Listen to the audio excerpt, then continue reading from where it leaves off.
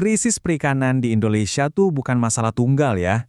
Bagi para nelayan kecil kita, ini tuh kayak berbagai macam tekanan datang barengan dan jadilah badai yang sempurna. Yuk kita coba urai satu-satu krisis berlapis yang lagi mereka hadapi ini. Oke, kita mulai ya. Istilah badai yang sempurna itu pas banget loh. Karena ini benar-benar ngegambarin gimana berbagai masalah yang kelihatannya nggak nyambung malah ketemu di satu titik. Dan boom, jadi situasi yang bahaya banget buat komunitas nelayan kita. Jadi, apa aja sih yang bikin badai ini makin gede? Nah, kita akan bedah satu persatu gelombangnya, mulai dari masalah yang paling nempel sama kehidupan mereka sehari-hari. Gelombang pertama yang hantam mereka tuh ironisnya, sesuatu yang harusnya ngebantu, peraturan. Tapi yang kejadian malah sebaliknya. Para nelayan kita malah kayak terjerat di labirin birokrasi yang, ampun, rumitnya minta ampun. Nah, slide ini nunjukin banget kerumitannya. Coba deh bayangin, cuma buat bisa melaut, nelayan harus lewat minimal 3 pintu. Dinas Perikanan, Badan Pengawasan, sampai Syah Bandar. Kata kelompok advokasi, kayak Koalisi Rakyat untuk Keadilan Perikanan atau KIARA, proses yang berlapis-lapis ini bukan cuma nggak efisien, tapi juga jadi lahan subur buat pungli alias pungutan liar. Dan kerumitan itu ada harganya. Ini contoh nyata nih di Lok Kuala Cangkoy.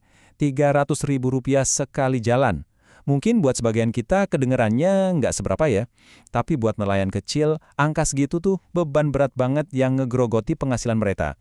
Dan seringnya ini dalam bentuk pungutan nggak resmi. Nah, ini dia poin kuncinya. Gemar Bakri dari Kuala, itu Koalisi untuk Advokasi Laut Aceh, bener-bener ngegasin ironi yang tajam banget di sini. Ada undang-undang yang dibikin buat ngelindungi nelayan, tapi prakteknya di lapangan malah ngejebak mereka. Kontradiktif dan sakit kan? Oke, kita geser ke gelombang kedua. Dan ini ancamannya makin besar. Masalahnya sekarang pindah dari kantor-kantor birokrasi ke tengah lautan. Konflik geopolitik ternyata secara langsung mengubah wilayah tangkapan mereka jadi zona bahaya. Slide ini ngegambarin dengan jelas banget gimana ruang gerak mereka jadi makin sempit. Dulu, laut itu kan sumber kehidupan yang terbuka lebar. Sekarang, realitanya beda. Ada patroli militer, ada batas-batas zona ekonomi eksklusif atau ZEE yang kaku. Itu loh, zona laut yang diklaim negara. Laut yang sama, tapi sekarang jadi tempat yang penuh risiko. Salah dikit aja, kapal mereka bisa ditangkap. Sekarang, gelombang ketiga. Dan yang ini, mungkin yang paling fundamental dan ngancam eksistensi mereka.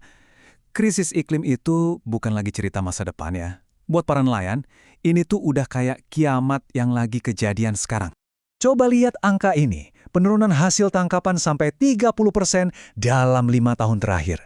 Ini bukan sekedar statistik di atas kertas loh. Di baliknya, ini cerita tentang pendapatan yang hilang, soal ketidakpastian pangan, dan soal mimpi-mimpi yang pupus buat ribuan keluarga nelayan.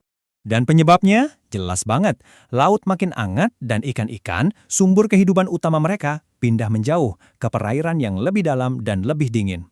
Nah, kapal-kapal kecil mereka kan nggak didesain buat ngejar ikan sejauh itu. Akibatnya, wah, bener-bener bikin sedih. Sebagian dari mereka sampai terpaksa mengutin sampah plastik cuma buat bertahan hidup. Oke, setelah kita lihat 3 gelombang besar yang ngebentuk badai ini, pertanyaannya sekarang, emang ada jalan keluarnya? Jawabannya, untungnya, ada. Ada loh rekomendasi-rekomendasi konkret buat ngasih mereka tali penyelamat. Ini dia peta jalannya. Dan tiap poin di sini tuh nyerang satu gelombang masalah. Buat birokrasi, solusinya jelas. Sistem izin digital satu pintu yang transparan buat motong jalur pungli. Buat hukum, penting banget buat ngintegrasiin kearifan lokal kayak Panglima Laut di Aceh, ini sistem hukum adat yang udah terbukti efektif ratusan tahun buat ngelola laut secara berkelanjutan. Dan yang paling krusial, buat ngedepin krisis iklim, mereka butuh bantuan adaptasi yang nyata. Misalnya, perahu yang lebih ramah lingkungan dan juga skema asuransi cuaca. Tabel ini ngerangkum transformasinya dengan apik banget. Kita lihat pergeseran dari sistem yang ribet dan nggak jelas ke sistem yang terpadu, transparan, dan benar-benar ngebantu. Ini bukan sekedar perbaikan kecil-kecilan ya. Ini tuh reformasi fundamental tentang gimana seharusnya negara hadir buat ngelindungin warganya yang paling rentan. Jadi, kita tutup pembahasan kita kali ini dengan sebuah pertanyaan buat kita renungkan bareng-bareng. Semua solusinya udah ada di atas meja, tapi waktu terus jalan, dan badai ini makin dekat. Pertanyaannya bukan lagi apa yang harus kita lakukan, tapi apakah kita bakal bertindak cukup cepat sebelum semuanya terlambat?